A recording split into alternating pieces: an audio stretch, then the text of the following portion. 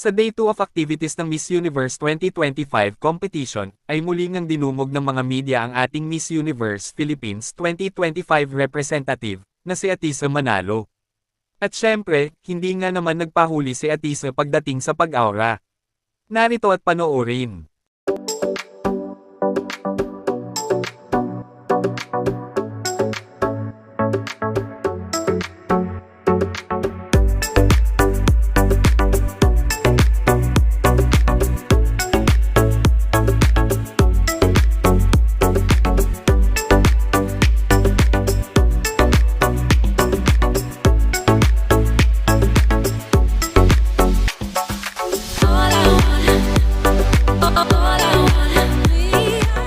Kayo, anong masasabi nyo tungkol dito? Just comment down below.